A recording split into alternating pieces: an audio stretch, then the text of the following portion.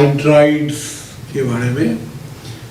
Hydrogen के last में ये आता है, फिर इसके बाद हार्ड वाटर, सॉफ्ट वाटर पढ़ेंगे और हाइड्रोजन पेरोक्साइड्स।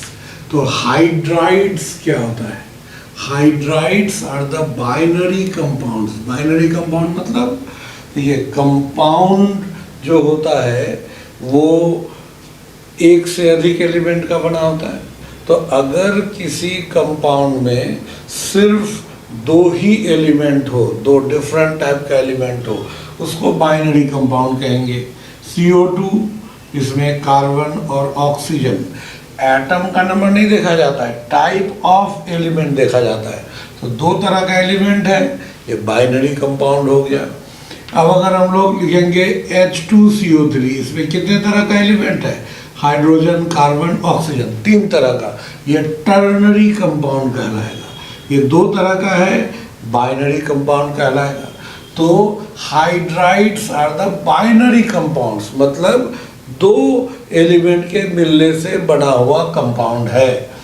और बाइनरी कंपाउंड होगा, उसमें हाइड्राइड है तो एक तो निश्चित रूप से हाइड्रोजन होगा, यानी एक हाइड्रोजन होगा और दूसरा कोई एक एलिमेंट होगा, उससे जब जुटेगा तब वो कहलाएगा हाइड्राइड। तो दूसरा यहाँ पर कोई भी हम लोग लिए HA और HX, X क्या है? A का वैलेंसी। तो अगर HXA है तो एक तो फिक्स हो गया हाइड्रोजन, दूसरा है A। This A may be metal, non-metal or metalloids, means any one of the element of periodic table excluding noble gases। क्योंकि नोबल गैस तो हाइड्राइड बनाता नहीं है, वो कंपाउंड ही नहीं बनाता, इसमें नोबल गैस को छोड़कर पीरियोडिक टेबल का कोई भी एलिमेंट हो सकता है, लेकिन उसका भी एक्सेप्शन है। ये तो आप लोग जानते ही होंगे, हमने पहले भी बताया था, केमिस्ट्री में कहा जाता है there can't be any conception without any exception. तो एक्सेप्शन तो हर जगह है।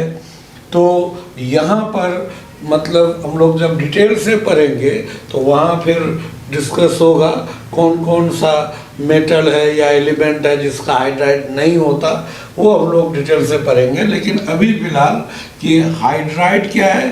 बाइनरी कंपाउंड है हाइड्रोजन का, मतलब एक कंपोनेंट एसेंशियली हाइड्रोजन है और दूसरा कंपोनेंट जो है वो मेटल हो सकता है, नॉन मेटल हो सकता है या मेटलॉइड हो सकता है। तो इसीलिए हम लोग हाइड्राइड को कैसे डिफाइन करेंगे? Hydrides are the binary compounds in which one of the component is essentially hydrogen। मतलब हाइड्राइड वैसे बाइनरी कंपाउंड्स हैं जिसमें एक एलिमेंट निश्चित रूप से हाइड्रोजन ही होगा। तो hydrides are the binary compounds in which one of the element is essentially hydrogen and another may be metal, non-metal or metalloids। ठीक है, ये बनता कैसे है? तो by the direct combination with hydrogen, यानी मेटल, नॉन मेटल, मेटलॉइड को hydrogen के साथ डायरेक्ट कॉम्बिनेशन से या इनडायरेक्ट कॉम्बिनेशन, माइंड इट, इसको याद रखिएगा, ये डायरेक्ट और इनडायरेक्ट दोनों तरह के कॉम्बिनेशन से ये बन सकता है। तो हाइड्राइड्स यानी कि जैसे हम लोग मान लिए LiH मेटल हो गया है ना, उसी तरह से NaH ये मेटल, उसी तरह से अगर हम लोग लेते हैं उसी तरह नॉन मेटल का PH3, इसी तरह से मेटलॉइड Sb जो हम लोग SbH3 है ना।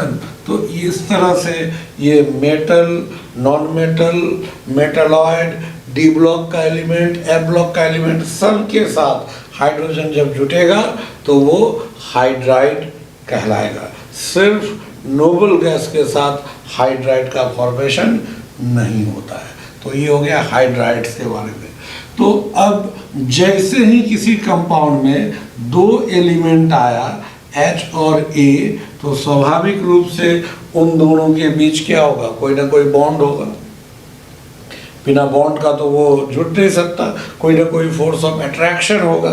तो उस आधार पर, नेचर ऑफ बॉन्ड के आधार पर, या उसका हाइड्रोजन जो ऑक्युपाई कर रहा है वो किस फॉर्म में है, उसके आधार पर, ये नेचर ऑफ इंटरेक्शन के आधार पर या उसके कंपोजिशन के आधार पर, मेन टाइप ऑफ बॉन्डिंग के आधार पर, जो कि इसके इलेक्ट्रोनेगेटिविटी पर डिपेंड करता है। तो इलेक्ट्रोनेगेटिविटी अगर वैरी करेगा तो बॉन्डिंग का नेचर वैरी कर सकता है। उस आधार पर अगर हाइड्राइड्स का क्लासिफिकेशन लें तो ये क्या हो जाएगा, हाइड्राइड जो है ये ionic hydrides, covalent hydrides, interstitial hydrides, और ये तीन जनरली आपको एनसीईआरटी में ये तीन की चर्चा होगी। लेकिन उसके अलावा एक टाइप होता है इंटरमीडिएट हाइड्राइड्स। जैसे बॉन्डिंग में पढ़े है ना कि कुछ जगह बॉन्ड ऐसा है जिसको ना तो हम लोग पूरी तरह कोवैलेंट कह सकते हैं, ना पूरी तरह आयोनिक कह सकते हैं, दोनों के बीच का नेचर हो गया। तो वैसे कंडीशन में उसको हम लोग किस में रखेंगे, इंटरमीडिएट हाइड्राइड्स के कैटेगरी में रखेंगे। इसके अलावा भी दो और कैटेगरी होगा, वो है पॉलीमेरिक हाइड्राइड्स और एक होता है कॉम्प्लेक्स हाइड्राइड्स। तो हम लोग एक एक करके इन सब के बारे में डिस्कस करेंगे। Hydride with reference to periodic table हम लोग देखते हैं। तो यहाँ पर क्या होता है, ये एस ब्लॉक का, ये तो एस ब्लॉक हो गया, ये एस ब्लॉक इधर हो जाएगा क्या, यहाँ से यहाँ तक ये पी ब्लॉक, ये हो जाएगा डी ब्लॉक, और ये एफ ब्लॉक, जिसमें लैंथेनाइड्स जो होता है ये जानते हैं, ये 4F सीरीज होता है, ये 5F सीरीज होता है। तो पीरियोडिक टेबल में एस ब्लॉक में इन दोनों को छोड़कर, ये दोनों को छोड़कर, BE और MG इन दोनों को छोड़कर बाकी जितना भी एस ब्लॉक है वो क्या बनाएगा, बाकी जितना भी एस ब्लॉक है ये इन दोनों को छोड़कर ये बनाएगा ionic, this is ionic hydride, ये आयोनिक हाइड्राइड बनाएगा। एस ब्लॉक का जितना भी एलिमेंट है इन दोनों को छोड़कर ये दोनों क्या बनाएगा, कोवैलेंट हाइड्राइड। तो ये दोनों हम लोग इसको लें, ये दोनों इस तरह से, और यहाँ पर ये इस जगह से ये जो हम लोग लेंगे, ये पूरा यहाँ से यहाँ तक ये जो हम लोग लेंगे, ये ऐसे इस तरह से यहाँ पर ये जो पूरा होगा, यहाँ से ये पार्ट ऐसे जो दर्शाया गया है ये बनाएगा कोवैलेंट हाइड्राइड। ये तो बनाएगा ही नहीं, तो ऐसे जो लिखा गया है इस तरह से ये हो जाएगा कोवैलेंट हाइड्राइड। ये कोवैलेंट हाइड्राइड्स बनाएंगे, ये कोवैलेंट हाइड्राइड्स। और बाकी यहाँ पर ये जो कॉपर से लेकर हम लोग इसको अगर लेते हैं, ये कॉपर इस तरह से अगर हम लोग लें तो ऐसे यहाँ पर, फिर ये जो पोर्शन है इस तरह से जो ऐसे हम लोग मार्क किए हैं, ये जो बनाएगा इसको हम लोग कहेंगे यहाँ पर क्या, इसको कहा जाता है ये इंटरमीडिएट हाइड्राइड, इंटरमीडिएट हाइड्राइड। ये इंटरमीडिएट हाइड्राइड्स बनाएगा। हालांकि कुछ मामले में ये दोनों भी इंटरमीडिएट है, हम लोग वो स्टडी करेंगे डिटेल से। ये दोनों भी इंटरमीडिएट है क्योंकि इसमें आयोनिक और कोवैलेंट के बीच में आता है, और ये मेटालिक और कोवैलेंट के बीच में आता है। और बाकी जितना भी ये जो हम लोग लेते हैं, बाकी यहाँ से ये पोर्शन हम लोग लें और फिर ये इस तरह से ये इतना ही दूर तक होगा। तो ये पोर्शन अगर हम लोग लेते हैं, ये पोर्शन इस तरह से, ये वाला पार्ट, ये जो होगा इसको हम लोग इंटरस्टिशियल, ये और पूरा ये पोर्शन, ये जितना भी ये लिखे हैं, ये इस तरह से, और ये यहाँ पर हम लोग इस तरह से ये EU और YB को छोड़ देते हैं। तो ये जो पार्ट है, हालांकि ये सब इधर तो खाली ही है, तो ये जो पार्ट है इस तरह से, ये फिर YB आयोनिक होता है।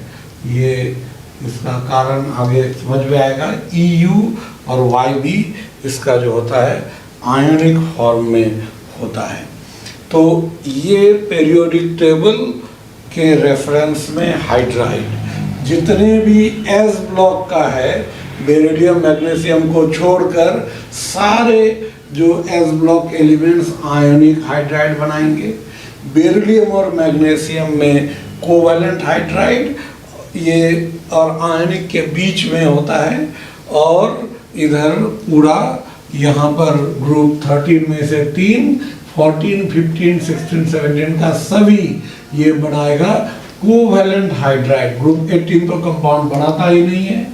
इसमें यहाँ पर क्या हो जाएगा, डी ब्लॉक में कॉपर और जिंक, इसमें डी ऑर्बिटल खाली रहता नहीं है। Copper, zinc, cadmium, mercury, indium और थैलियम, ये सब इंटरमीडिएट हाइड्राइड बनाएगा।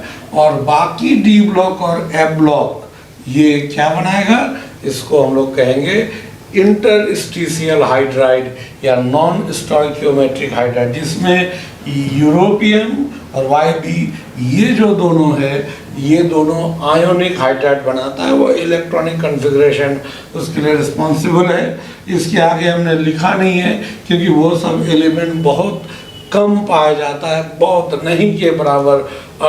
अर्थ पे, अर्थ क्रस्ट में तो पाया ही नहीं जाता ये रेयर अर्थ एलिमेंट्स, इसकी वजह से उसको यहाँ नहीं लिखा गया। तो ये हुआ hydrides versus periodic table.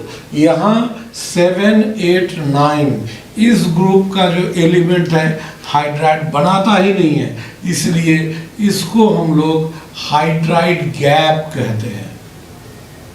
Hydride gap of the periodic table, ये हाइड्राइड गैप कहलाता है क्योंकि ये 3 ग्रुप के एलिमेंट्स किसी भी तरह से हाइड्राइड का फॉर्मेशन नहीं करते। समझ में आ गया ना कि ये एस ब्लॉक में 2 को छोड़कर सारे आयनिक हाइड्राइड, इसका इलेक्ट्रोनेगेटिविटी वो कम होने के वजह से, यानी जिसका 2.1 से कम इलेक्ट्रोनेगेटिविटी होता है वो आयनिक हाइड्राइड बनाते हैं, उसमें ये सब आएंगे।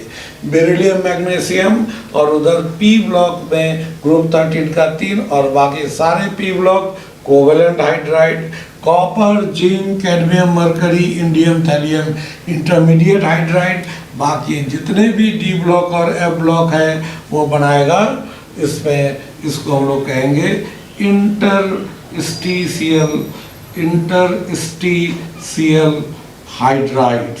ये इंटरस्टिशियल हाइड्राइड्स बनाएंगे। तो ये periodic table versus nature of hydride हुआ। चलिए अब हम लोग पढ़ते हैं आयोनिक हाइड्राइड और सैलाइन हाइड्राइड्स। आयोनिक हाइड्राइड और सैलाइन हाइड्राइड्स ये जो है, इसको नाम से ही क्लियर है।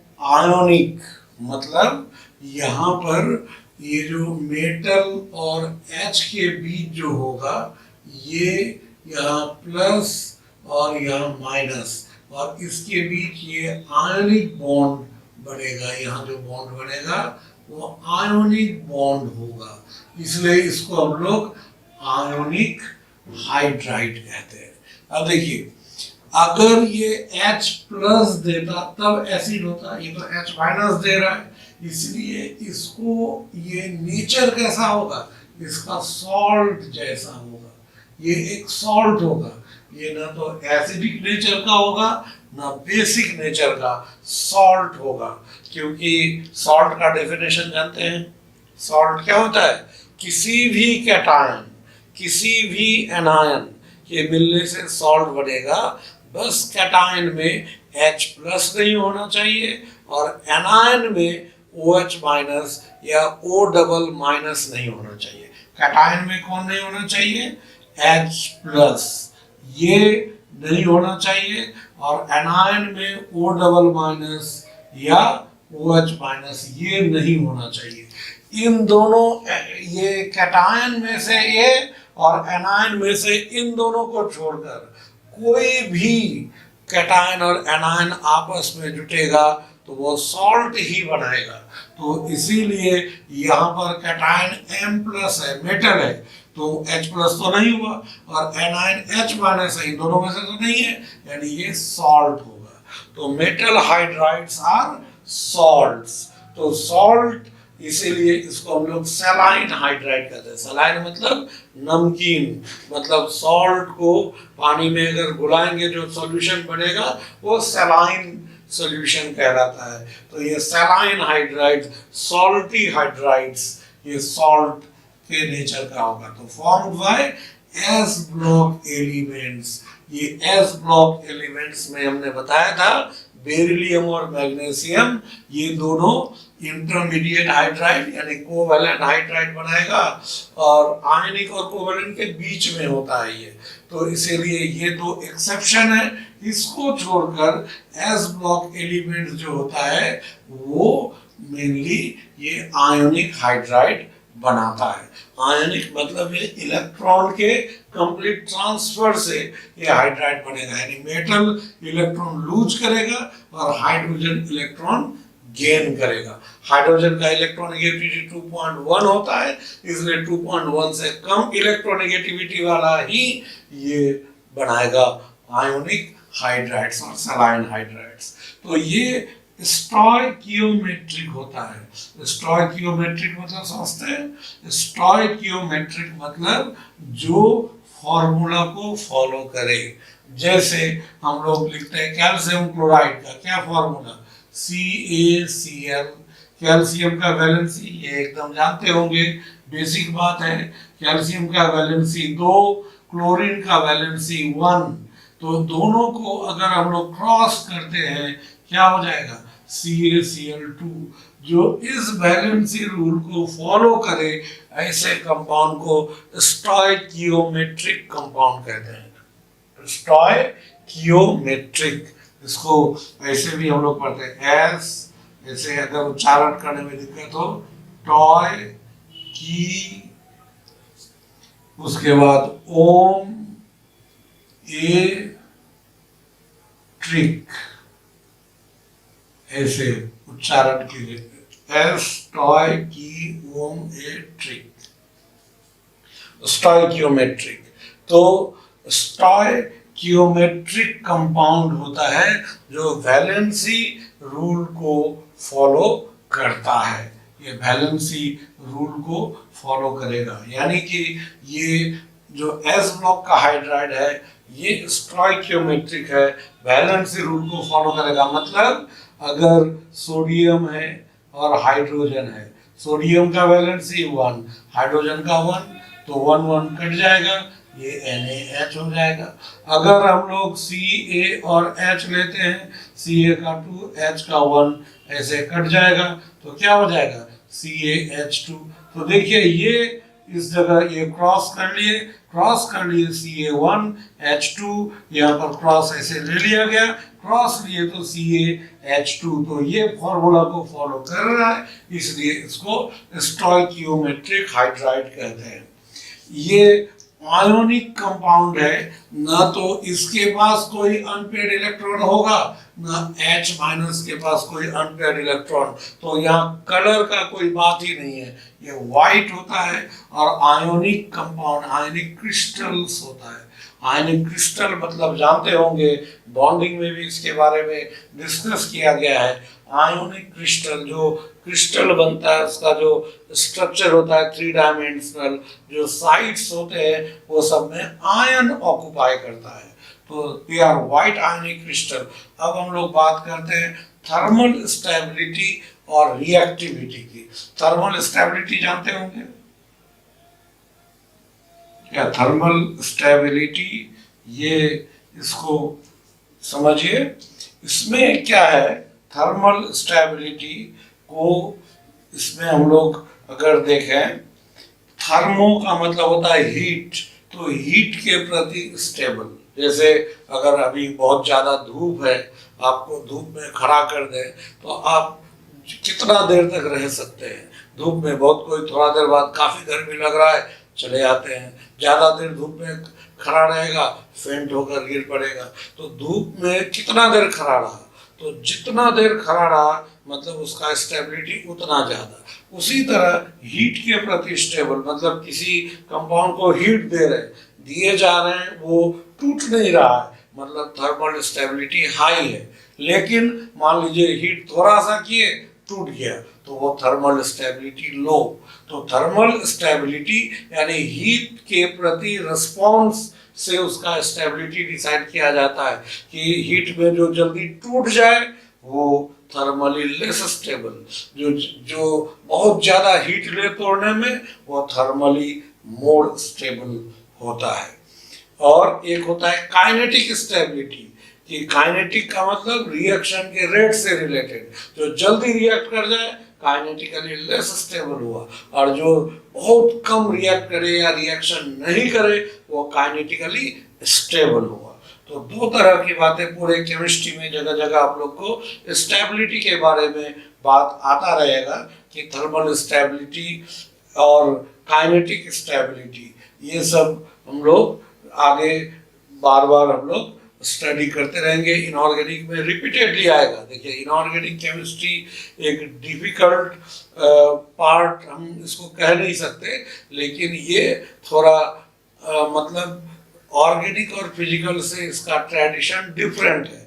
डिफरेंट होने की वजह से जनरली जो अभी तो अब क्वेश्चंस क्या होते हैं, इक्वली आते हैं, जितना इनऑर्गेनिक से उतना फिजिकल से उतना ऑर्गेनिक से, ये इक्वली आता है। अब आप इनऑर्गेनिक को इग्नोर नहीं कर सकते, इनऑर्गेनिक लेके चलना ही पड़ेगा, लेकिन इनऑर्गेनिक ज़्यादा याद रहता नहीं है ज़्यादातर। तो उसी के लिए ये प्रयास किया गया है कि आपको ये रिपीटेडली देखें, ये बार बार देखते रहेंगे और इसको लिखने का प्रयास करें, कॉपी में रिपीटेडली नोट करें, तो आपको ये मोर और लेस इतना याद रह जाएगा कि आप जेईई एडवांस तक के क्वेश्चंस को बना सकते हैं। कम से कम 5-6 बार अगर देखते रहिएगा और उसको इम्पोर्टेंट ये पॉइंट्स को नोट करते रहिएगा और उसको बार बार लिखिएगा, तो आपको इनऑर्गेनिक इजी हो जाएगा।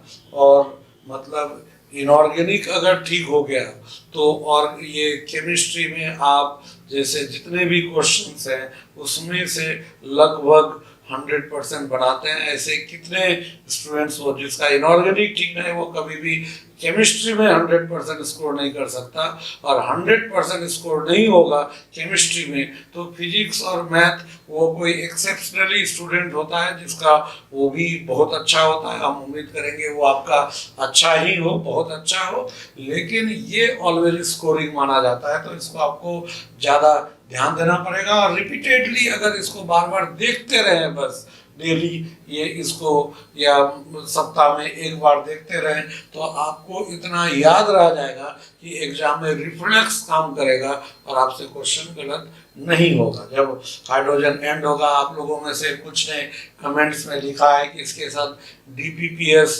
अपलोड करें, तो इस पार्ट के बाद DPPS अपलोड होगा। एक्चुअली पहला पार्ट में मैंने किया नहीं, उसका वजह था कि फर्स्ट पार्ट में वो प्रिपरेशन और उसमें बहुत ज़्यादा क्वेश्चन बनता नहीं है, जो है उसको हम बता दिए हैं, इसलिए सबको मिक्स करके क्वेश्चंस हम देंगे। ये खत्म होने के बाद वो पीछे वाले पार्ट का भी और इसका भी एक साथ क्वेश्चंस दिया जाएगा। अब देखिए थर्मल स्टेबिलिटी पर हम लोग बात कर रहे थे। तो ये किस चीज पर डिपेंड करता है? आयनिक कंपाउंड के लिए एक जरूरी है, ये इसमें एक ये बड़ा और ये एक जो कैटायन और एनायन होता है। तो आप लोग मैथ में भी पढ़े होंगे, एसिम्प्टोट जो होता है उसमें तो मैथ में बिल्कुल कहा ही गया है कि कोई भी जो बड़ा कोई चीज है, बड़ा क्वांटिटी है, उसका एक स्मॉल क्वांटिटी छोटा चीज से उसका रिलेशन डिफाइन नहीं होता, वो बीच में रिलेशन नहीं हो सकता। तो उसी तरह से ये एक बड़ा आयन है और एक अगर छोटा आयन होगा तो इसके बीच ये प्रॉपर रिलेशन ये अनस्टेबल हो जाएगा, स्टेबल नहीं होगा। ये स्टेबल कब होगा? जब कैटायन भी बड़ा हो और एनायन भी बड़ा हो। जब दोनों का साइज कंपेरेबल, या तो दोनों छोटा हो या दोनों बड़ा हो, दोनों का साइज जब कंपेरेबल होगा तब वो स्टेबल होगा। उसका जो क्रिस्टल है वो स्टेबल होगा, उसका लैटिस स्टेबल होगा। तो ये चीज ध्यान रखें कि कैटायन और एनायन का साइज कंपेरेबल होना चाहिए। If they are not comparable, the more is the difference between their size, the less will be their thermal stability, है ना? साइज क्लोज होना चाहिए। जैसे यहाँ ये केस हो जाएगा अनस्टेबल का, ये अनस्टेबल हो जाएगा, और यहाँ पर ये क्या हो जाएगा? ये स्टेबल हो जाएगा। तो अब यहाँ पर हम लोग चर्चा करते हैं। तो इसमें देखिए लिथियम छोटा है, हाइड्राइड तो छोटा होता ही है, तो ये दोनों छोटा, ये थोड़ा सा बड़ा, हाइड्राइड तो उतना ही और ये और बड़ा हो गया। तो जैसे जैसे ऊपर से नीचे जाइएगा क्या हो जाएगा? कैटायन का साइज बड़ा और एनायन तो उतना का उतना ही रह गया। तो ऊपर से नीचे जाने से साइज में डिफरेंस बढ़ता चला गया। तो साइज में जब डिफरेंस बढ़ता चला गया तो क्या होना चाहिए? ये वाला कंडीशन की तरफ, माने इधर से वो इधर वाले कंडीशन की तरफ जा रहा है। मतलब इस तरह से ये दोनों छोटा और ये एक थोड़ा सा बड़ा, ये वैसा ही है थोड़ा और बड़ा, ये वैसा ही है ये थोड़ा और बड़ा, ये उसी तरह से ये थोड़ा और बड़ा।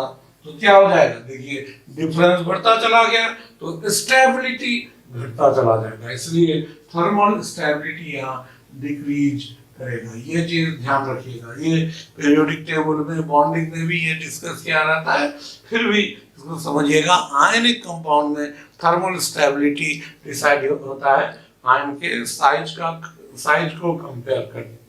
तो बिल्कुल वही चीज यहाँ भी, थर्मल स्टेबिलिटी यहाँ भी डिक्रीज करेगा, लेकिन जब स्टेबिलिटी डिक्रीज करेगा ये जल्दी टूटेगा तो क्या है? H माइनस जल्दी देगा तो रिएक्टिविटी इंक्रीज करेगा। तो ऊपर से नीचे थर्मल स्टेबिलिटी डिक्रीज करेगा और रिएक्टिविटी इंक्रीज करेगा।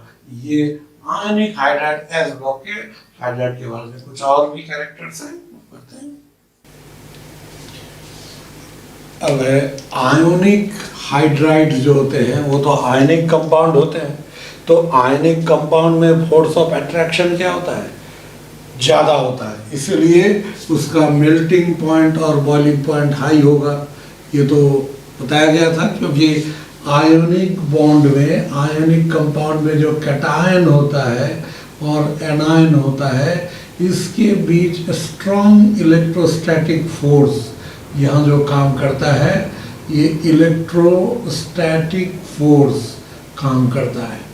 तो इलेक्ट्रोस्टैटिक फोर्स काफ़ी स्ट्रॉन्ग फोर्स है, इसीलिए उसका मेल्टिंग पॉइंट और बॉइलिंग पॉइंट हाई होता है। इसका हीट ऑफ फॉर्मेशन भी हाई है। हीट ऑफ फॉर्मेशन यानी कि जो कंपाउंड के एक मोल के बनने में जो हीट इवॉल्व होगा वो हाई है। Conduct electricity in fused state, ये एक पहचान है आयोनिक हाइड्राइड होने का, क्योंकि ये जानते होंगे कोई भी आयनिक कंपाउंड सॉलिड स्टेट में इलेक्ट्रिसिटी को कंडक्ट नहीं करता। क्यों? तो ये कंडक्टिविटी के लिए क्या चाहिए? आप जानते होंगे कोई भी इलेक्ट्रिसिटी को अगर कंडक्ट करता है तो आप पढ़े होंगे कंडक्टर दो तरह का होता है, एक इलेक्ट्रॉनिक कंडक्टर और एक होता है आयोनिक कंडक्टर। इलेक्ट्रॉनिक कंडक्टर पे क्या होता है, electrons are responsible to carry the charge. Charge को कैरी कौन करेगा, इलेक्ट्रॉन करेगा। और आयोनिक कंडक्टर में चार्ज को कैरी कौन करेगा, आयंस करेगा। तो ये आयनिक कंपाउंड में चार्ज को कैरी करने वाला कौन होता है, आयन होता है। तो जो भी कैरी करेगा चार्ज को, एक जगह से दूसरे जगह शिफ्ट करेगा, उसके लिए उसको फ्री होना चाहिए, फ्री टू मूव करने के लिए उसको फ्री होना चाहिए। तो आयनिक कंपाउंड जब सॉलिड स्टेट में होता है तो आयंस फ्री नहीं होते, they are held together by strong electrostatic force of attraction, so they cannot shift from one position to another, just they keep on vibrating at one position। एक ही position पे वो vibrate थोड़ा करता रहेगा, लेकिन अपना डिसलोकेट नहीं होता है, एक जगह से हटकर दूसरे जगह पे नहीं जाता है। लेकिन ये मतलब ये जब सॉलिड स्टेट में होगा, लेकिन जब उसको पानी में घुलाते हैं या पिघलाते हैं तो आयंस फ्री हो गया, अब वो इलेक्ट्रिसिटी को कंडक्ट कर सकता है। तो अगर कोई कंपाउंड सॉलिड स्टेट में इलेक्ट्रिसिटी को कंडक्ट नहीं कर रहा है, एक्वा सॉल्यूशन में कर रहा है, या फ्यूज्ड स्टेट में कर रहा है, पिघल जाने पे अगर कर रहा है, एक्वा सॉल्यूशन में तो दूसरा भी वजह हो सकता है, लेकिन अगर फ्यूज्ड स्टेट में कोई यानी पिघले हुए अवस्था में अगर कोई इलेक्ट्रिसिटी को कंडक्ट करता है और सॉलिड स्टेट में नहीं करता, तो ये आयनिक कंपाउंड होने का बहुत बड़ा प्रमाण हो जाता है। तो they conduct electricity in fused state means here this clarifies that the compound is ionic in nature. अब है डेंसिटी ऑफ हाइड्राइड। ये जो आयोनिक हाइड्राइड का डेंसिटी है, जिस मेटल का हाइड्राइड बना उस मेटल से ज़्यादा हो जाता है, मेटल से ज़्यादा हो जाता है। मतलब अगर हम लेते हैं जैसे यही है कैल्शियम हाइड्राइड या लिथियम हाइड्राइड या सोडियम हाइड्राइड, ये जो है तो इसमें मान लीजिए हम लोग लिए सोडियम हाइड्राइड, तो सोडियम और हाइड्रोजन के मिलने से ही हाइड्राइड बना। तो अकेले जब सोडियम रहता, अकेले सोडियम अगर रहता तो उसका डेंसिटी और सोडियम हाइड्राइड बनने के बाद डेंसिटी में क्या होता है, ये फर्क पड़ जाता है, हाइड्राइड का डेंसिटी बड़ा हो जाता है। कारण इन दोनों में ये लार्जर साइज है, ये स्मॉलर है। तो यहाँ होता है क्या, इस तरह से मान लीजिए ये कैटायंस जो Na+ है, ये कैटायंस ऐसे अरेंज होगा, इस तरह से ये कैटायंस इस तरह से ऐसे अरेंज होंगे, फिर उसी तरह से ऐसे कैटायंस होंगे और ऐसे कैटायंस, ये कैटायंस है। और ये जो बीच में स्पेस है, इसी में H- छोटा होने की वजह से यहाँ पर वो आ जाता है। तो अब देखिए हुआ क्या, जब मेटल था अकेले, तब तो मेटल जब था तो इतना जगह वो छेक रहा था, ये उसका वॉल्यूम था। डेंसिटी होता है ना, डेंसिटी बराबर मास बाय वॉल्यूम। तो देखिए यहाँ क्या हो जाएगा, जब पहले अकेले सोडियम था तो तब ये लार्ज स्पेयर्स ले लेंगे ये। अब जब हाइड्राइड बनाया तो हाइड्राइड यहाँ बीच में आ गया, तो होगा क्या, देखिए वॉल्यूम तो उतना ही रहा, सोडियम हाइड्रोजन रहे या नहीं रहे, वॉल्यूम तो उतना ही रहा। लेकिन जब ये इस सब में गैप में यहाँ पर जो वॉइड्स है उसमें हाइड्राइड आयन आ गया, छोटा होने की वजह से वो तो कोई एक्स्ट्रा जगह लिया नहीं, तो वॉल्यूम उतना ही रहा, लेकिन हाइड्रोजन की वजह से मास बढ़ गया। तो मास बढ़ गया तो डेंसिटी ज़्यादा हो गया, इसीलिए हाइड्राइड का डेंसिटी करस्पॉन्डिंग मेटल के डेंसिटी से ज़्यादा होता है। कारण क्या हुआ कि the metal cations are being larger from the crystal lattice and the hydride ion being smaller occupies the interstitial sites, और ये सब voids में वो ऑक्यूपाई कर जाता है, इससे वॉल्यूम में एक्सपेंशन नहीं होता, मास बढ़ जाता है, इसीलिए डेंसिटी बढ़ जाता है। अब है नेक्स्ट कैरेक्टर है, दे burn in air on strong heating. Hydride को जब बहुत ज़्यादा गर्म करेंगे तो वो जलने लगता है। देखिए कारण क्या है, ये CaH2 जैसे एक एग्जाम्पल में लेते हैं, इसको हीट किए ये टूट जाता है, Ca और H2 अलग अलग। आप जानते होंगे हाइड्रोजन ज्वलनशील है, ज्वलनशील गैस है, और ये नाम ही हम बताए थे पहले कि हाइड्रोजन हेनरी कैवेंडिश ने इसका नाम रखा था इनफ्लामेबल एयर।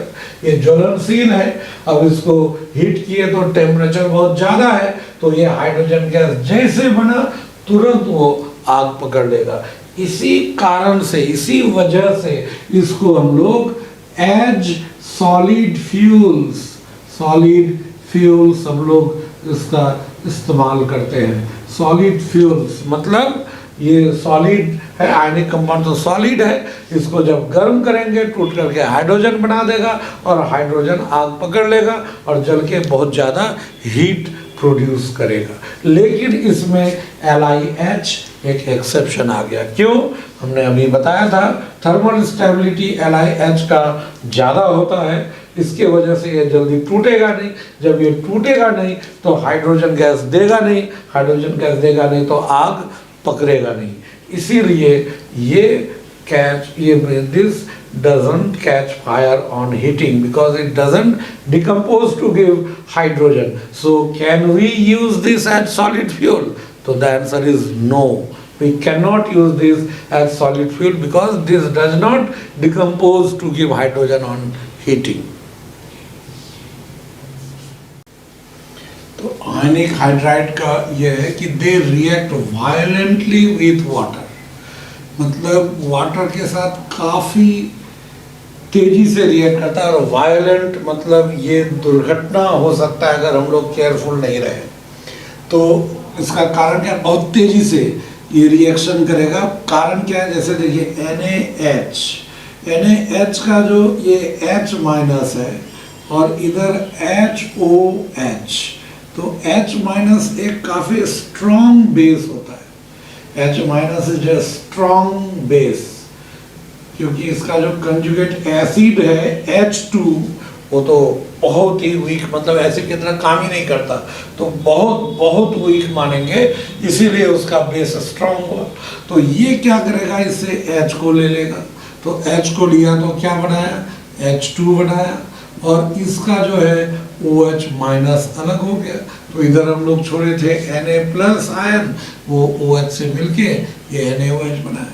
तो ये हाइड्राइड वाटर से रिएक्ट करके मेटल का हाइड्रोक्साइड और हाइड्रोजन गैस बना। अभी हमने बताया था हाइड्रोजन गैस ज्वलनशील है, हीट, ये मतलब आग पकड़ लेगा। तो ये रिएक्शन एक्सोथर्मिक है, यहाँ से हीट निकलेगा और ये हीट क्या करेगा, इसको जला देगा।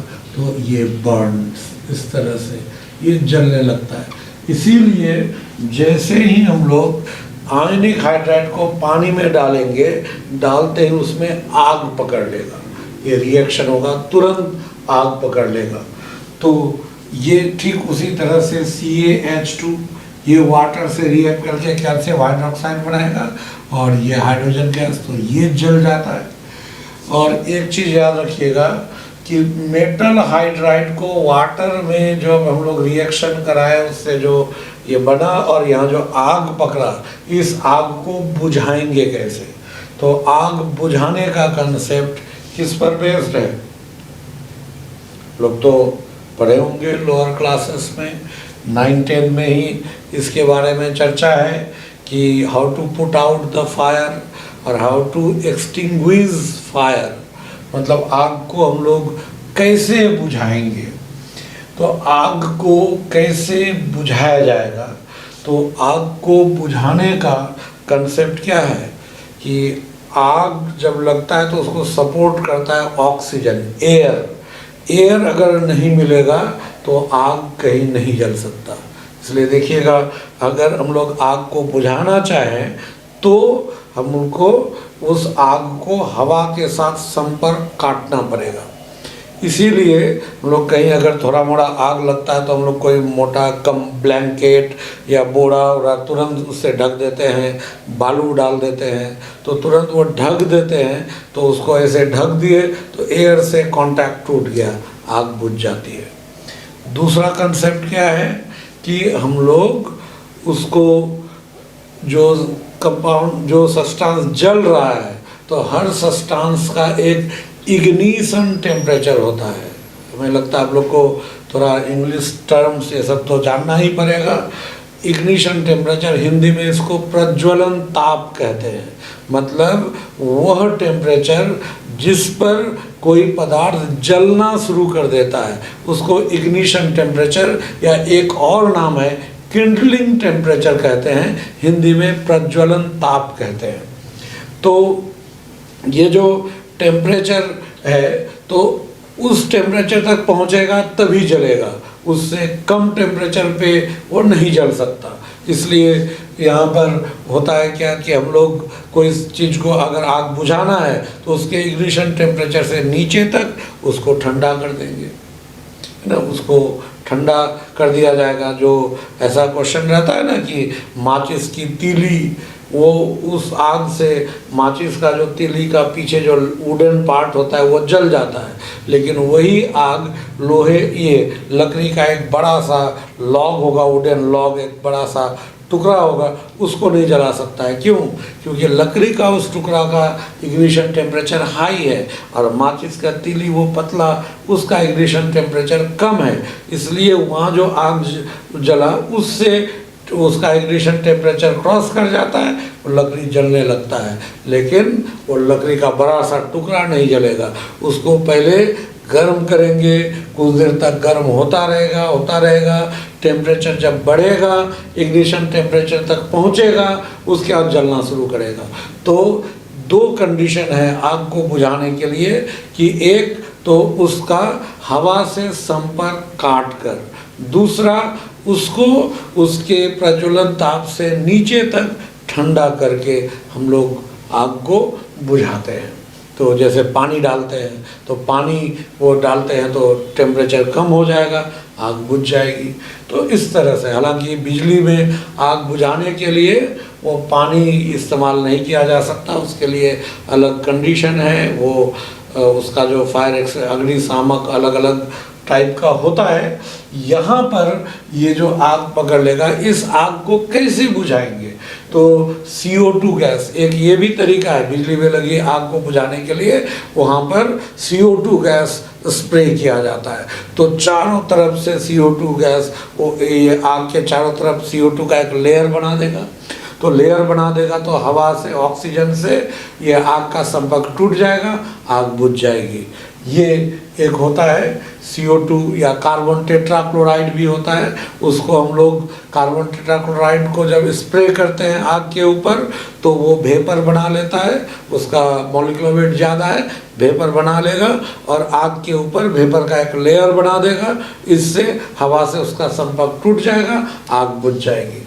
तो यहाँ पर भी जब ये हाइड्रोजन उसमें आग पकड़ा तो हम CO2 गैस पास करेंगे, तो CO2 गैस उसके ऊपर अगर कवर कर जाएगा तो आग बुझ जाना चाहिए, लेकिन यहाँ CO2 से आग को नहीं बुझा सकते। कारण कि जैसे ही हम लोग CO2 इसमें डालेंगे, ये जो हाइड्राइड है वो क्या करेगा, CO2 को रिड्यूस कर देता है। तो कार्बन डाइऑक्साइड खुद रिएक्शन करने लगता है ये हाइड्राइड से, वो रिड्यूस हो जाता है। तो कार्बन डाइऑक्साइड बचेगा ही नहीं कि जो वो ऊपर से एक लेयर बना सके और आग को बुझा सके। इसीलिए CO2, this fire can not be put out with the help of CO2. We should use another technology to put out such kind of fires. तो they are powerful reducing agents. Powerful reducing agent क्यों है? क्योंकि ये जो H- है, ये H- यहाँ जो हम लोग लेते हैं ये हाइड्राइड, ये काफ़ी स्ट्रॉन्ग बेस है और ये तुरंत किसी को रिड्यूस कर सकता है इसके वजह से। लेकिन ये हाइड्राइड कब देगा? हाई टेम्परेचर पे। इसलिए they are definitely powerful reducing agents but at high temperature. At low temperature they are not good reducing agents. ये हुआ आयोनिक हाइड्राइड के बारे में। अब हम लोग लेते हैं कोवैलेंट हाइड्राइड्स या वोलेटाइल हाइड्राइड्स या मॉलिक्यूलर हाइड्राइड्स के बारे में। तो कोवैलेंट हाइड्राइड ये बताए थे हम, ये किसके द्वारा? पी ब्लॉक एलिमेंट के द्वारा बनाया जाता है। और 2 एस ब्लॉक वाला भी था, कौन कौन? बेरिलियम और मैग्नीशियम, वो 2। उसके अलावा पी ब्लॉक में हम शुरू में ही पीरियोडिक टेबल ड्रॉ करके बताए थे कि पी ब्लॉक का कौन कौन सा ये कोवैलेंट हाइड्राइड बनाएगा। तो ये जो यानी कि यहाँ पर पी ब्लॉक का कोई एलिमेंट है ई और एच, इसके बीच कोवैलेंट बॉन्ड बनेगा और इसके वैलेंसी के आधार पर इसका जितना वैलेंसी उतना एच से जुटेगा। तो ये क्या होता है? पी ब्लॉक एलिमेंट का जो हाइड्राइड उसमें कोवैलेंट बॉन्ड है तो वो मॉलिक्यूल के रूप में एग्जिस्ट करता है। डिस्क्रीट मॉलिक्यूल्स मतलब अलग अलग मॉलिक्यूल के रूप में रहता है। डिस्क्रीट फिर अलग अलग, इंटीग्रेटेड नहीं, डिस्क्रीट मतलब अलग अलग, सेपरेटेड। तो अलग अलग मॉलिक्यूल के रूप में ये रहता है और 2 मॉलिक्यूल के बीच वीक इंटरमॉलिक्यूलर फोर्स, जिसको वांडरवाल्स फोर्स कहते हैं, ये वांडरवाल्स फोर्स के द्वारा ये आपस में अट्रैक्टेड होता है। इस वजह से क्या होगा कि वांडरवाल्स फोर्स तो वीक इंटरमॉलिक्यूलर फोर्स है, इस वजह से उसका क्या हो जाएगा? इंटरमॉलिक्यूलर फोर्स कम होने से मेल्टिंग पॉइंट, बॉइलिंग पॉइंट कम होगा, वो जल्दी वेपर में कन्वर्ट होगा। इसी वजह से इसको वोलेटाइल हाइड्राइड्स कहते हैं। वोलेटाइल मतलब जानते होंगे, उड़नशील, वाष्पशील, मतलब जो जल्दी वेपर में कन्वर्ट करे। तो वोलेटाइल वो होता है जिसका बॉइलिंग पॉइंट कम होता है। तो इसका बॉइलिंग पॉइंट कम होने की वजह से ये होता है, वाष्पशील होता है।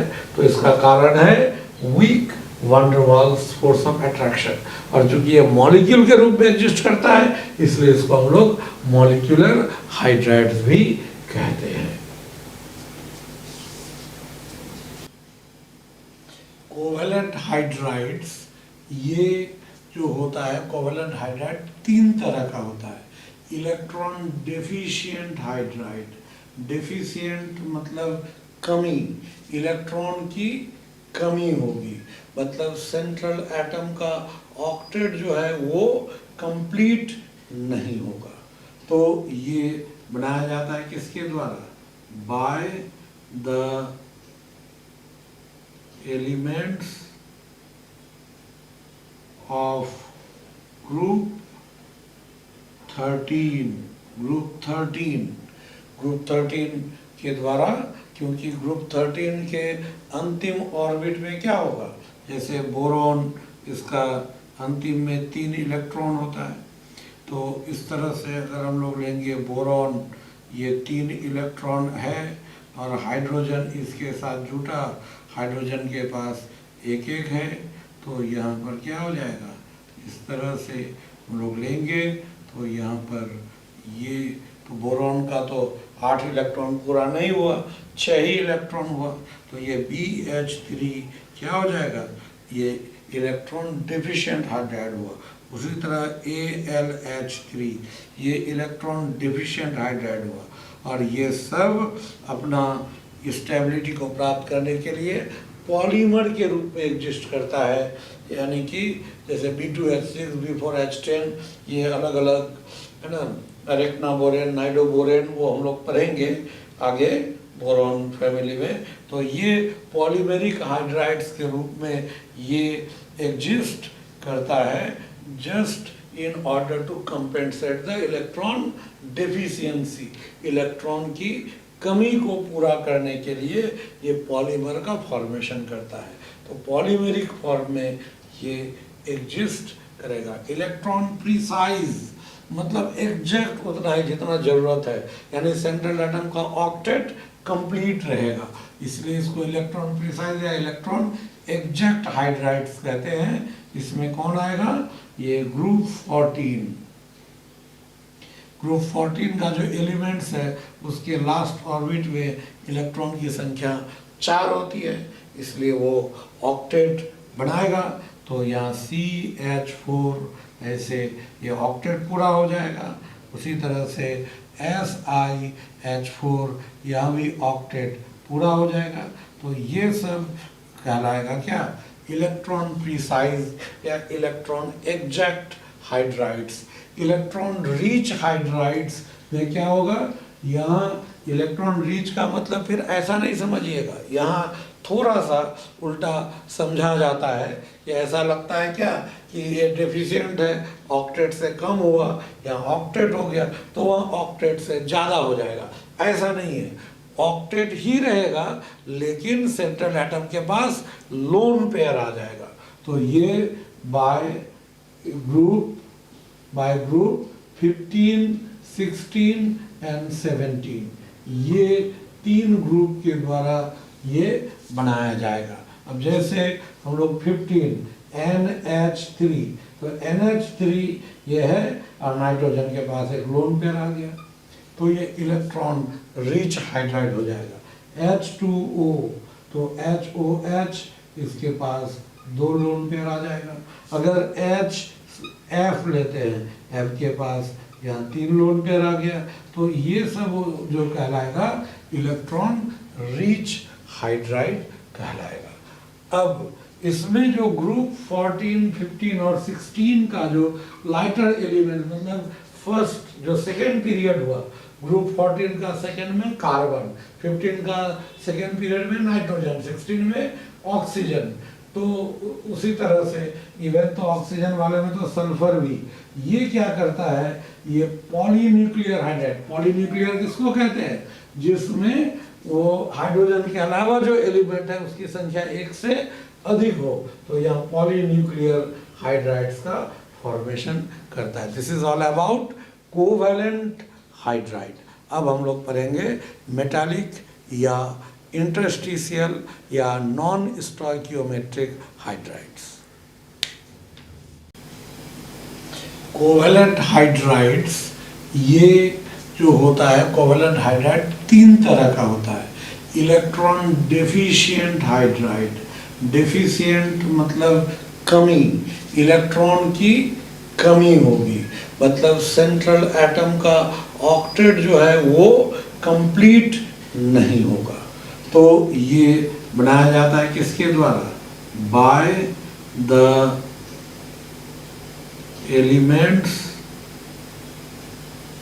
ऑफ ग्रुप 13, ग्रुप 13 के द्वारा, क्योंकि ग्रुप 13 के अंतिम ऑर्बिट में क्या होगा, जैसे बोरॉन इसका अंतिम में 3 इलेक्ट्रॉन होता है, तो इस तरह से अगर हम लोग लेंगे बोरॉन ये 3 इलेक्ट्रॉन है और हाइड्रोजन इसके साथ जुटा, हाइड्रोजन के पास 1 है, तो यहाँ पर क्या हो जाएगा, इस तरह से हम लोग लेंगे तो यहाँ पर ये तो बोरॉन का तो 8 इलेक्ट्रॉन पूरा नहीं हुआ, 6 ही इलेक्ट्रॉन हुआ, तो ये BH3 क्या हो जाएगा, ये इलेक्ट्रॉन डेफिशिएंट हाइड्राइड हुआ।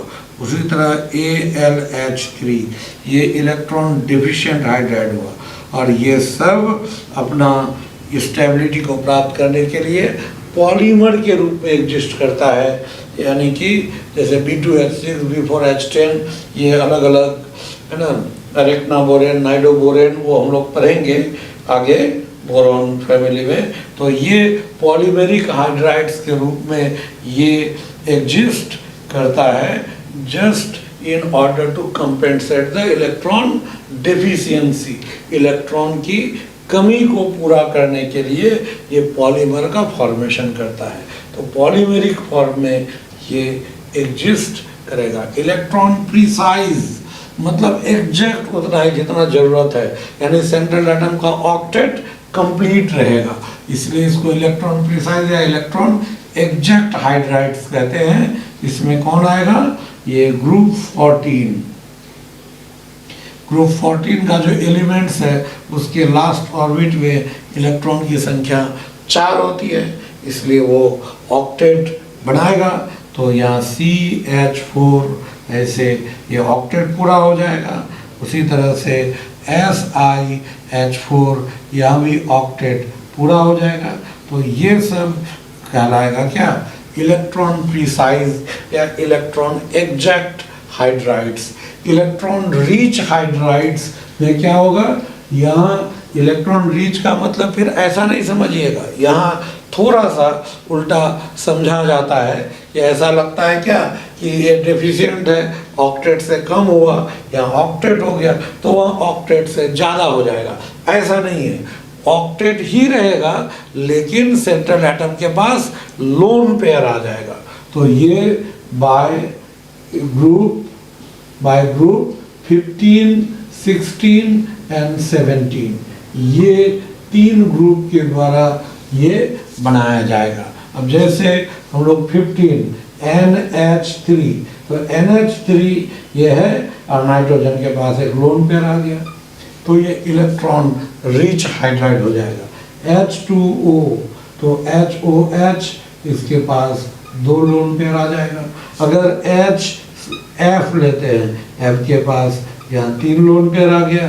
तो ये सब जो कहलाएगा इलेक्ट्रॉन रिच हाइड्राइड कहलाएगा। अब इसमें जो ग्रुप 14, 15 और 16 का जो लाइटर एलिमेंट, मतलब फर्स्ट जो सेकेंड पीरियड हुआ, ग्रुप 14 का सेकेंड में कार्बन, 15 का सेकेंड पीरियड में नाइट्रोजन, 16 में ऑक्सीजन। तो उसी तरह से इवन तो ऑक्सीजन वाले में तो सल्फर भी, ये क्या करता है, ये पॉलीन्यूक्लियर हाइड्राइड। पॉलीन्यूक्लियर किसको कहते हैं, जिसमें वो हाइड्रोजन के अलावा जो एलिमेंट है उसकी संख्या 1 से अधिक हो, तो यहाँ पॉलीन्यूक्लियर हाइड्राइड्स का फॉर्मेशन करता है। This is all about covalent hydride. अब हम लोग पढ़ेंगे मेटालिक या इंटरस्टिशियल या non stoichiometric hydrides. Metallic hydrides और इंटरस्टिशियल हाइड्राइड्स और नॉन स्टोइकियोमेट्रिक हाइड्राइड्स, ये जो होता है मेटालिक हाइड्राइड का मतलब ये नहीं कि सारे मेटल्स ये बनाएंगे, ये सिर्फ metals of D and F block formed by D and F block elements। D block और F block का जो एलिमेंट है वो इस तरह के हाइड्राइड का फॉर्मेशन करेंगे। ठीक है, इसको हम लोग नॉन स्टोइकियोमेट्रिक हाइड्राइड क्यों कहते हैं, अभी हमने डिस्कस किया था कि जैसे कैल्शियम और हाइड्रोजन, इसका वैलेंसी 2, इसका 1 क्रॉस किए तो CaH2, ये एक पर्टिकुलर फॉर्मूला है।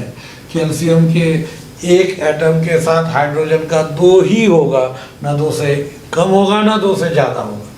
लेकिन ये D और F ब्लॉक एलिमेंट का जो हाइड्राइड होता है वो क्या होता है, उसका कोई फिक्स मॉलिक्यूलर फॉर्मूला नहीं होता है। ठीक है, कोई फिक्स्ड मॉलिक्यूलर फॉर्मूला नहीं होगा, यानी उसका स्टोइकियोमेट्री डिफाइंड नहीं होता है। स्टोइकियोमेट्री डिफाइंड नहीं होने के वजह से क्या होगा, ये या इसको नॉन स्टोइकियोमेट्रिक हाइड्राइड्स कहते हैं। देखिए यहाँ पर क्या है, ये 2.87 तक, 2 से लेकर 2.87 तक हो सकता है, 1.5 से 1.8 तक, 1.3 से 1.75, ये हाइड्रोजन पर एटम मेटल का ये देखिए वैरी कर रहा है। तो इसका कोई फिक्स्ड कंपोजिशन नहीं है, इसलिए इसको नॉन स्टोइकियोमेट्रिक हाइड्राइड कहते हैं। दूसरा, इसको इंटरस्टिशियल हाइड्राइड कहते हैं कि ये मेटल है, इस तरह से मेटल का लैटिस ये बनेगा, इस जगह ये इस तरह से बनेगा और यहाँ जो मेटल का लैटिस ये बनता है इस जगह ऐसे एटम्स होगा और ये सब इंटरस्टिशियल साइट में क्या होगा, हाइड्रोजन मॉलिक्यूल एटम हो, एटॉमिक स्टेट में ही ये जाकर के यहाँ पर इंटरस्टिशियल साइट को ऑक्युपाई कर लेता है, तो उस साइट पे ऑक्युपाई करेगा, लेकिन मेटल के साथ उसका कोई बॉन्ड, कोई परमानेंट बॉन्ड का फॉर्मेशन नहीं होता, इस पे जाकर के ऑक्युपाई करेगा। तो ये सब जो वॉइड है, ये सबको इंटरस्टिशियल साइट्स कहते हैं। तो चूंकि हाइड्रोजन एटम इन साइट्स को ऑक्युपाई करता है, इसलिए इसका नाम इंटरस्टिशियल हाइड्राइड्स हुआ। इंटरस्टिशियल साइट, ये जो बीच में खाली जगह है, इसको इंटरस्टिशियल साइट्स कहते हैं। और वो सब में हाइड्रोजन ऑक्युपाई कर रहा है, हाइड्रोजन वहाँ अवस्थित है, इसीलिए इसको इंटरस्टिशियल हाइड्राइड्स कहते हैं। लेकिन ऐसा देखा गया है कि एक एक मेटल जो होता है, जैसे पैलेडियम की बात करें तो पैलेडियम लगभग अपने वॉल्यूम का 935 टाइम्स ज़्यादा वॉल्यूम क्या करेगा, हाइड्रोजन को एब्जॉर्ब कर लेता है, अपने सरफेस पे अवशोषित कर लेता है। और इस वजह से क्रिस्टल थोड़ा सा एक्सपैंड कर जाता है, फैल जाता है। और ये एक्सपैंड करने की वजह से, क्रिस्टल एक्सपैंड करेगा जो, तो इसके वजह से वॉल्यूम थोड़ा बढ़ जाएगा। तो वॉल्यूम बढ़ने की वजह से डेंसिटी घट जाता है। तो याद कीजिए, आयनिक हाइड्राइड में हम बताए थे कि वहाँ मेटल से हाइड्राइड का डेंसिटी ज़्यादा, लेकिन यहाँ पर मेटल से हाइड्राइड का डेंसिटी कम हो जाता है। और ये हाइड्राइड, ये मेटल से मेटल हाइड्राइड का डेंसिटी ये कम हो गया एक्सपेंशन के वजह से, साथ ही साथ क्रिस्टल भी कमज़ोर हो जाता है और ब्रिटल हो जाता है, मतलब वो भंगुर हो जाता है, वो उसका क्रिस्टल कमज़ोर पड़ जाता है। तो हम लोग ये कह सकते हैं कि ऐसे केस में जो डेंसिटी होगा हाइड्राइड का वो कम होगा और मेटल का डेंसिटी ज़्यादा होगा। ठीक है, ये मेटल को अगर हम लोग मान लीजिए कोई भी मेटल को हम लोग रखते हैं ऐसे मेटल, और उसके ऊपर से हाइड्रोजन गैस पास करेंगे तो हाइड्रोजन गैस एब्जॉर्ब हो जाएगा, उसके इंटरस्टिशियल स्पेस पे जाकर के सेट कर जाता है और वो हाइड्रोजन को अवशोषित और अपने वॉल्यूम से बहुत ज़्यादा वॉल्यूम ऑफ हाइड्रोजन को वो एब्जॉर्ब करता है। तो इस घटना को ऑक्लूजन कहते हैं। ये एक सरफेस फेनोमेनन है, यानी कि सरफेस एरिया पर डिपेंड करता है और सरफेस पे होता है। इस घटना को ऑक्लूजन कहते हैं। और इस ऑक्लूजन के वजह से ये जो होता है हाइड्रोजन स्टोरेज के काम में आता है। आप लोग जानते होंगे कि हाइड्रोजन को फ्यूचर फ्यूल कहा गया है, भविष्य का ईंधन। जिस तरह से पेट्रोलियम पदार्थों का इस्तेमाल हो रहा है और इसके सोर्स तो रिन्यूएबल है नहीं, इसको तो रिन्यू किया नहीं जा सकता, एक दिन ख़त्म हो जाएगा, तो फिर उसके बाद वर्ल्ड उसी स्पीड में चले, उसके लिए अभी से नए तरह के फ्यूल्स के खोजने का वो प्रयास जारी है। उसी में हाइड्रोजन को फ्यूचर फ्यूल कहा गया है, क्योंकि हाइड्रोजन के 1 ग्राम को बर्न करने पर बहुत ज़्यादा हीट इवॉल्व होता है, इतना और किसी में नहीं होता। तो इसका जो कैलोरीफिक वैल्यू है हाइड्रोजन का वो ज़्यादा है, तो फ्यूचर ये एक अच्छा फ्यूल हो सकता है। लेकिन दिक्कत क्या है कि इसको कैरी करना, और ये बहुत ज़्यादा इन्फ्लामेबल है, तो इसको एक जगह से दूसरे कैरी करना है ना, उसको स्टोरेज, ये एक समस्या है। तो इसी पर साइंटिस्ट वर्क कर रहे हैं। तो जिसमें ये भी एक तरीका माना गया है कि पैलेडियम, निकेल, गोल्ड, जैसे पैलेडियम है, कोलॉइडल पैलेडियम में हाइड्रोजन अवशोषित करने की क्षमता सबसे अधिक होती है। उसके बाद मेटालिक पैलेडियम यानी सॉलिड पैलेडियम, उसके बाद प्लैटिनम, तब गोल्ड, तब निकेल, यानी पैलेडियम में हाइड्रोजन अवशोषित करने की क्षमता सबसे अधिक होती है। इस वजह से इन सभी मेटल्स को हाइड्रोजन स्टोरेज के रूप में यूज किया जाता है। और यही फिर इसको जब गर्म करेंगे तो इसके अंदर जो हाइड्रोजन अवशोषित है वो हाइड्रोजन निकलने लगेगा और वो गैस फिर बर्न करेगा, और बर्न करेगा तो वहाँ पर क्या हो जाएगा, वो एनर्जी प्रोड्यूस होगा। तो इसीलिए इसको फ्यूल्स के रूप में भी इसका इस्तेमाल होता है। ठीक है, तो इसमें लेकिन ये जो 2 एफ ब्लॉक एलिमेंट EU और YB, ये जो एफ ब्लॉक एलिमेंट का होता है ना, आउटर मोस्ट ये जो ये जनरल कॉन्फ़िगरेशन कि n-2 f 1 से लेकर 14 n-1 d 0 या 1 और फिर ns2। तो इसमें क्या होता है कि ये EU और YB ये दोनों में ये वाला यहाँ पर क्या होता है, इस जगह पे n-1 d0 हो जाता है और ns2, इसलिए इसका वैलेंसी 2 होता है। तो ये दोनों जो होगा ये आयोनिक हाइड्राइड बनाएगा, एक्सेप्शनल हो गया। और ये स्टोइकियोमेट्रिक भी है, यानी इसका फॉर्मूला फिक्स है, ये स्टोइकियोमेट्रिक हाइड्राइड का फॉर्मेशन करता है। ये जो मेटालिक हाइड्राइड है, इसको मेटालिक हाइड्राइड क्यों कहते हैं?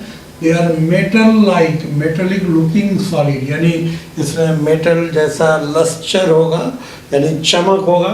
दे आर मेटालिक लस्टर्स, धातु जैसा चमक होता है इसमें, धातु जैसा कंडक्टर होता है, वो हार्ड होता है, मेटल जैसा ही देखने में लगेगा, इसलिए उसको मेटालिक हाइड्राइड कहते हैं। ये कंडक्टर होता है, मेटल भी गुड कंडक्टर, तो दे आर कंडक्टर्स। लेकिन इसका कंडक्टिविटी जो होगा, मेटल और सेमी मेटल जानते हैं, सेमी मेटल मतलब मेटलॉइड, उपधातु, यानी धातु और उपधातु, मेटल और सेमी मेटल के बीच में, मेटल जैसे एस ब्लॉक का हुआ मेटल्स वो, और सेमी मेटल के बीच में इसका कंडक्टिविटी लाई करता है। हमने पहले बताया था कि density of hydrides is less than density of metal, कारण कि मेटल का जो क्रिस्टल है, लैटिस है, उसमें जब इंटरस्टिशियल साइट में हाइड्रोजन घुसता है तो वो उसके क्रिस्टल को एक्सपैंड कर देता है, वो फैल जाता है, तो वॉल्यूम बढ़ जाता है, इसलिए डेंसिटी उसका कम हो जाता है। और इसका परिणाम यह है कि वो कमज़ोर भी हो जाता है, ब्रिटल हो जाता है, वो टूटने लगेगा। तो हार्ड, और हम लोग साथ में या ये टर्म जोड़ सकते हैं आप, ये ब्रिटल है ना, भंगुर, ये हो सकता है। They are strong reducing agent, कारण हाइड्रोजन अपने में अवशोषित करता है, हीट करेंगे तो फिर वो हाइड्रोजन एटॉमिक स्टेट में रिलीज करेगा और वही दूसरे को रिड्यूस करेगा। तो they are strong reducing agent, उतना हीट करना भी नहीं पड़ता, हल्का अगर गर्म करेंगे तो जो ऑक्लूडेड हाइड्रोजन है, जो उसमें अवशोषित हाइड्रोजन है, वो निकलने लगता है और दूसरे को रिड्यूस कर देगा। तो इसीलिए हम कहते हैं, हम लोग कहते हैं ये कि इस तरह का हाइड्राइड एक तो हाइड्रोजन स्टोरेज में यूज हुआ और रिड्यूसिंग एजेंट के रूप में भी यूज हुआ, और फ्यूल्स के रूप में भी, सॉलिड फ्यूल्स के रूप में भी यूज हो सकता है। और इसमें पावर ऑफ ऑक्लूजन, ऑक्लूजन मतलब जो बताए कि मेटल के ऊपर से अगर हाइड्रोजन गैस पास करेंगे तो मेटल अपने इंटरस्टेलर साइट में हाइड्रोजन को अवशोषित कर लेगा, उस अवशोषित गैस को ऑक्लूडेड हाइड्रोजन, और इस घटना को ऑक्लूजन कहते हैं। तो कोलाइडल पैलेडियम में सबसे ज़्यादा हाइड्रोजन को अवशोषित करने का टेंडेंसी होता है। उसके बाद मेटालिक पैलेडियम, तब प्लैटिनम, गोल्ड और निकेल, इसलिए ये सब को हम लोग रिड्यूसिंग एजेंट के रूप में यूज कर सकते हैं। हालांकि और भी होता है, और भी हम लोग मेटल्स डी ब्लॉक का वो लिया जा सकता है। उसके बाद है इंटरमीडिएट हाइड्राइड, कुछ ऐसे हाइड्राइड होते हैं जो ये फिट ही नहीं बैठता। ये जो तीन कैटेगरी हुआ, कोवैलेंट, आयोनिक और मेटालिक, तीनों में से किसी में भी फिट नहीं करता, तो इसके लिए एक अलग कैटेगरी जनरेट किया गया जिसको इंटरमीडिएट हाइड्राइड कहते हैं। जैसे BeH2MgH2, ना तो ये प्योरली कोवैलेंट है, ना प्योरली आयोनिक है, इसलिए ये इंटरमीडिएट हुआ। उसी तरह कॉपर, जिंक, कैडमियम, ये मरकरी, और एक और था इंडियम और थैलियम, इंडियम थैलियम का भी हाइड्राइड। ये क्या होता है, मेटालिक और कोवैलेंट के बीच में आता है, तो उसको हम लोग, ये भी इंटरमीडिएट हाइड्राइड में काउंट होता है। उसके अलावा, उन दोनों के अलावा, ये सप्लीमेंट्री है, ये कुछ ऐसे हाइड्राइड्स है जैसे कुछ एलिमेंट जिसका इलेक्ट्रोनेगेटिविटी 1.4 से 2 तक होगा, वैसे एलिमेंट पॉलीमेरिक हाइड्राइड्स बनाता है, यानी पॉलीमर के रूप में एग्जिस्ट करेगा। जैसे BeH2 ऐसे रहता है, BeH, फिर यहाँ BeH और यहाँ पर BeH और H, ये BeH इस तरह से। तो ये इधर ये यहाँ पे ऐसे जुड़ा रहेगा इस तरह से, फिर ऐसे इधर यहाँ पर ये ऐसे जुड़ता चला जाएगा। ये पॉलीमर के रूप में नॉर्मल कंडीशन में एग्जिस्ट करता है। ये सब एमोर्फस सॉलिड होता है और ये थोड़ा सा लगभग हम लोग कह सकते हैं कि 250 से 300 डिग्री सेल्सियस तक ही हीट करेंगे तो ये डिकम्पोज करके हाइड्रोजन गैस दे देता है। इसके अलावा कुछ ट्रांजिशन एलिमेंट्स और कुछ नॉन ट्रांजिशन एलिमेंट्स भी खास कैटेगरी का, जिसका साइज छोटा होता है, वो कॉम्प्लेक्स हाइड्राइड का फॉर्मेशन करता है। ये ऑर्गेनिक केमिस्ट्री में इसका देखिएगा बहुत ज़्यादा यूज होगा।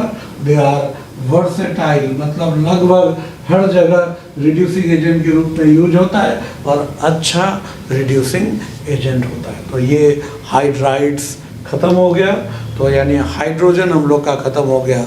अब नेक्स्ट वीडियो में हम लोग पढ़ेंगे hardness of water and how to remove hardness, then degree of hardness and estimation of hardness.